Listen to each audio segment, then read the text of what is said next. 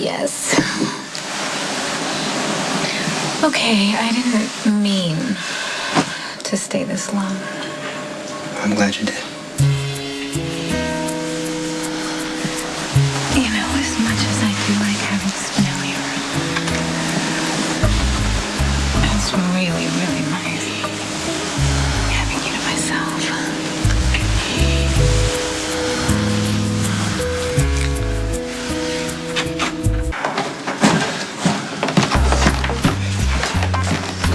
Go back upstairs.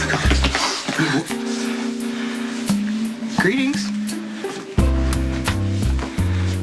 Spinelli. And lots of other people.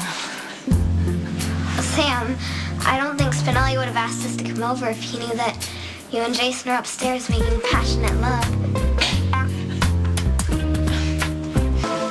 Molly, what Jason and I were doing upstairs is private.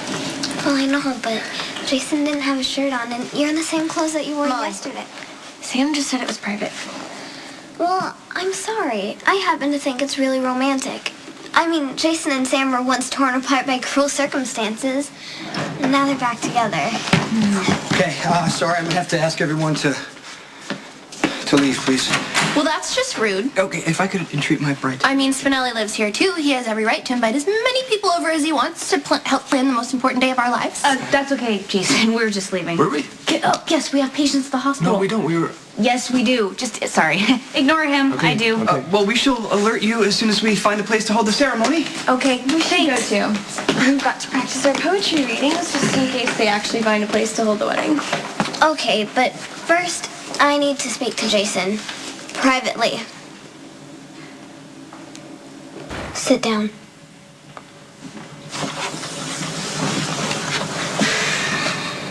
Look, I know that Sam spent the night, and that means... Okay, that's between me and your sister. You're right. But sisters are supposed to look out for each other. And there are three of us. Sam, Christina, and me. It's just like Anne, Charlotte, and Emily Bronte. Well, except we're not writers. Now, I know that Sam is brave and tough, and she went all over the world in her boat. But you broke her heart.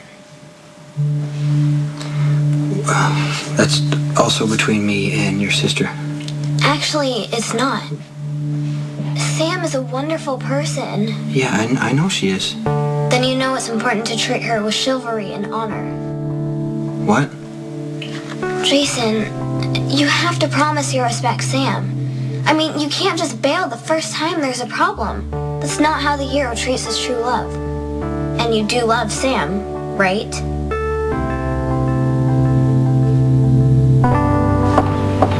I care about Sam. And I do respect her. So you promise you won't hurt her?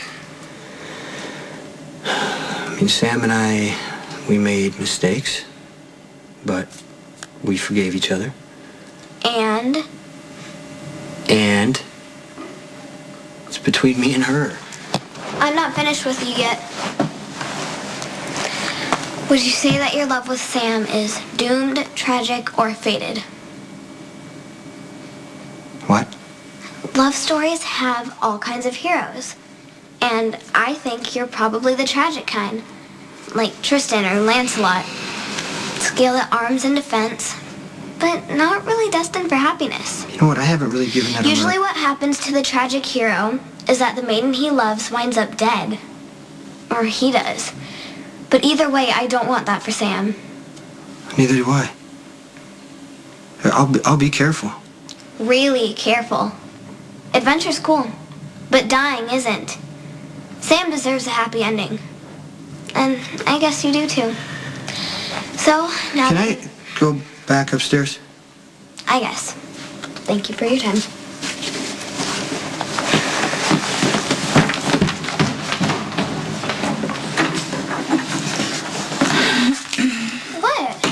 What? You're coming with me, Emily. Let's go. Molly, I know you mean well, but it is not cool to butt into our private lives. But it's cool to eavesdrop? Come on, you know what I mean. I'm just saying that, what's going on between me and Jason is between he and I. I don't need you to tell him how to treat me. Why not? It's embarrassing. Sam, I only talk to Jason because I want you to be happy. Well, I appreciate that, Molly. I guess maybe I was trying too hard to help. Kind of like Jane Austen's Emma. But your heart was broken when you and Jason split up, and now you're back together, and I don't want Jason to wreck it. He won't. Oh, but he did before. No, not really. Well, we both made mistakes. It's just like Romeo and Juliet. Their love was ruined by misunderstandings. Okay. Listen, Molly, you can't compare what Jason and I have to some story in one of your books because it's just a little bit more complicated than that. But so was Romeo and Juliet. I mean, that play was one of Shakespeare's tragedies, Sam. I appreciate you trying to make things better, but you can't. Jason and we are going to have to figure this one out for ourselves. No, I want a full report on the Jakarta attack. Yes, sure. Okay. With all due respect, would Stokel please suspend his business tete-a-tete and focus on the looming marital event? Bernie, just put a rush on that right now. Thanks. Okay, no, first of all, what happened this morning does not happen again. You can have people over, but ask me first. There were 100 people in here. Okay, the check was duly chastened. Thank you. Yeah, I'm sure Maxie put you... No, I take full responsibility. Okay. I gotta go. No. With the wedding day so precipitously close, I cannot budge until my mentor and best man offers some much-needed moral support. At first, I took exception to the seeming eternity between the day when Mista agreed to marry me and our actual wedding day, but now the nuptials seem to have taken on a veritable life of their own and threaten to overwhelm the meaning of our intentions. Hold on, I'm not exactly sure what you want from me. Words of reassurance? A caution to stay afloat on the tidal wave of marital trappings? I don't know. Tell me to focus on my vows, which will be a reflection of my commitment and undying love to Maximista. See, you just answered your own question. But maybe I just felt the need to converse with my dearest friend, fellowship, understanding, all that. I hope this works out the way you want it to. Is that a circuitous way of saying that you doubt Maximista and my love? No, I know that you love Maxie. And Maxie seems to love you. That's a less than ringing endorsement. Do you think I'm making a grievous mistake? All right, I got your message.